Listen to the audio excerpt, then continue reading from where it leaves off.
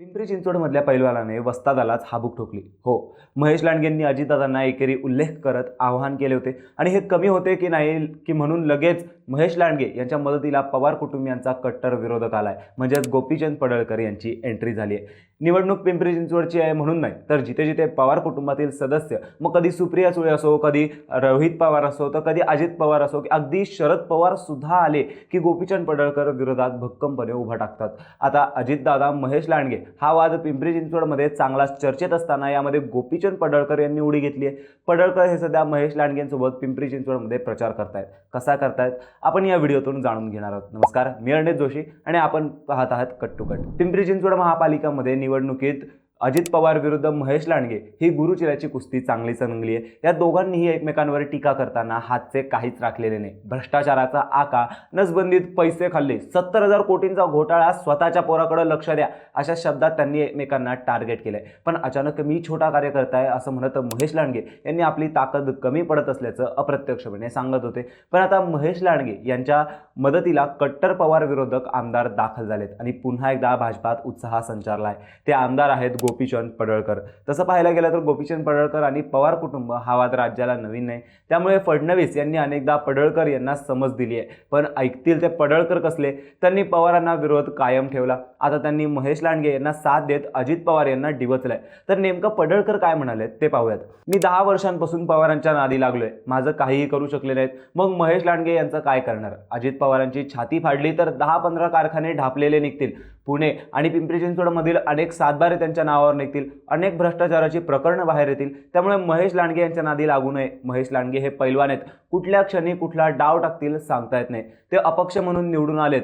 आम्ही त्यांना नेता केलं असं म्हणतात, पण तुमचा मुलगा नेता का झाला नाही असा प्रश्न विचारत एक्सपायरी डेट जवळ आलेल्या राष्ट्रवादीच्या नादी लागू नका. 2029 पर्यंत पक्ष टिकेल की नाही याची शंका आहे. देवेंद्र फडणवीस यांच्यामुळेच अजित पवारांना सन्मानाची खुर्ची मिळाली असून ती नीट सांभाळा, उगाच भाजपाच्या नादी लागू नका असे म्हणत जळजळीत टीका केली. पिंपरी चिंचवड महापालिकेबाबत बोलताना पडळकर म्हणाले की ही महापालिका सोन्याचं अंड देणारी कोंबडी आहे. विरोधकांना ही कोंबडी कापायची आहे म्हणूनच ते वारंवार पिंपरी चिंचवडमध्ये येत आहेत आणि आमदार महेश लांडगे यांच्यावर टीका करतायत. महेश लांडगे हे वाघ आहेत, पंजा मारला तर कार्यक्रम होईल असा इशाराही पडळकर यांनी दिलाय. त्यामुळेच महेश लांडगे यांना बळ मिळालंय. खरं तर महापालिका निवडणुकीच्या सुरुवातीलाच महायुतीतल्या घटक पक्षांनी शक्यतो एकत्र निवडणुका लढवायच्या, गरज पडल्यास वेगवेगळ्या निवडणुका लढवायच्या, पण एकमेकांविरोधात टीका करायची नाही असं ठरवले होते. पण अजित पवारांनी मात्र ते राजकीय पथ्य पाळले नाही. त्यांनी पुणे आणि पिंपरी चिंचवडमध्ये भाजपवरच भ्रष्टाचारी पक्ष म्हणून टीका करून भाजपला आणि महेश लांडगेंना घेरले. अजितदादांनी महायुतीचा धर्म पाळला नाही, त्यांनी भाजपवर टीका केली आणि हे बरोबर केलं नाही असं वक्तव्य देवेंद्र फडणवीस यांनी करून अजितदादांपर्यंत व्यवस्थित इशारा पोहोचवलाय. मी चुका दाखवून दिल्या म्हणजे युती धर्म पाळला नाही का असा सवाल अजितदादांनी केलाय. त्यामुळे अजितदादांना तोडीस तोड नेता पाहिजे असं म्हणत भाजपने गोपीचंद पडळकर यांना प्रचारात उतरवलंय. आता पडळकर विरुद्ध पवार हा वाद तसा जुना आहे. पडळकर पवार कुटुंबावरती टीका करताना अनेकदा पातळी सोडून टीका करतात. त्यावर पवार कुटुंबांकडून क्वचितच उत्तर दिले जाते. पण तरीही पडळकर यांनी आपली टीका थांबवली नाही. या गोपीचंद पडळकर यांनी अजित पवार यांना विधानसभा निवडणुकीत आव्हान दिलं होतं, पण पडळकर यांचा त्या निवडणुकीत दणकून पराभव झाला. पडळकर यांचे डिपॉझिट देखील जप्त झाले होते. 2019च्या विधानसभा निवडणुकीत भाजपने गोपीचंद पडळकर यांना तिकीट दिले होते. त्या निवडणुकीत अजितदादांना 1,95,641 मते मिळाली, तर विरोधातील पडळकर यांना फक्त 30,376 मते मिळाली होती. तब्बल 1,65,265 मतांनी पवार यांनी पडळकर यांना धूळ चारली होती. या पराभवामुळे पडळकर यांनी पवार कुटुंबाविरोधात कायम विधाने केली आहेत.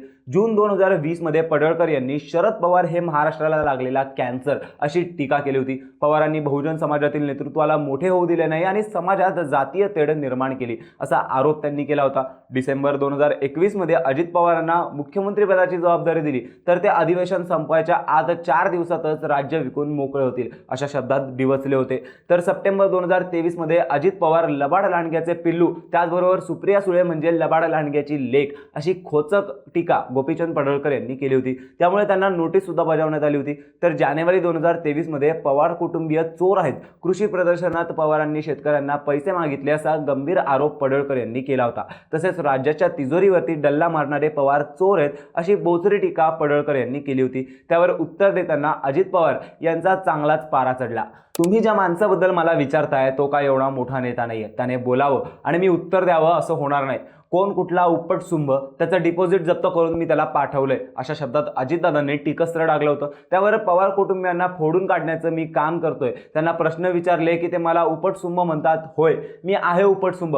पवारांचं घराणं उखडून फेकणारच. मला फक्त लोकांचं पाठबळ हवंय. प्रस्थापित नेत्यांना मेटकुटीला आणल्याशिवाय मी स्वस्थ बसणार नाही. त्यांना रडकुंडीला नाही आणलं तर माझं नाव गोपीचंद नाही, असा पलटवार पडळकर यांनी केला होता. त्याचबरोबर शरद पवार हे कारस्थानाचा कारखाना आहेत. त्यांनी दिशाभूल करून निवडणूक आयोगासारख्या विश्वासार्ह संस्थेवर शंका निर्माण केली. निवडणूक आयोगाची बदनामी केली म्हणून सरकारने त्यांच्यावर गुन्हा दाखल करावा. एकीकडे मंडल यात्रा आणि दुसरीकडे मराठा समाजाला आरक्षण द्या म्हणून नातू आंदोलन करतो. पवार हे आधुनिक काळातील नारद मुनीच आहेत, अशी जहरी टीका पडळकर यांनी सप्टेंबर 2025 मध्ये केली होती. तर जुलैमध्ये संकष्टीच्या दिवशी उपवास असतो, त्या दिवशी घरामध्ये मटण आणायचं, एकादशीच्या दिवशी चिकन आणायचं. एका मोर्चात एक गट पुढे पुढे करतोय, ते घर पण तसंच आहे. त्या घरातील लोक एकादशीच्या दिवशी दगडूशेठ गणपतीला मटण खाऊन जातात.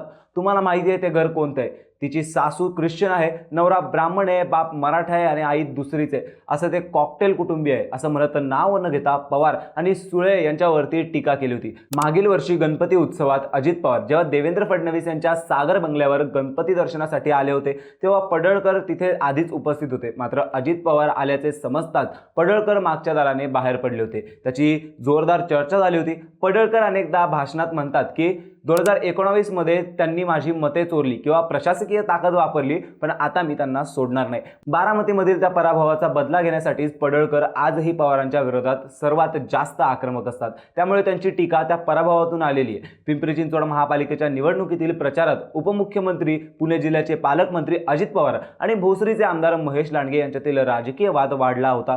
आमदार लांडगे यांच्याकडून अजित पवार यांचा एकेरी उल्लेख करून तितक्याच आक्रमकपणे उत्तर दिले जात होते. प्रचार सभांमधून दोन्ही पक्षाचे नेते एकमेकांवर जहरी टीका करतायत. निवडणुकीच्या तोंडावर या आरोप प्रत्यारोपातच गोपीचंद पडळकर यांची एंट्री झाल्यामुळे राजकीय वातावरण अधिकच तापण्याची शक्यता आहे. याविषयी तुम्हाला काय वाटतं? कमेंट करून नक्की सांगा आणि अशाच रोजच्या घडामोडींसाठी कट टू कटला नक्की सबस्क्राईब करा.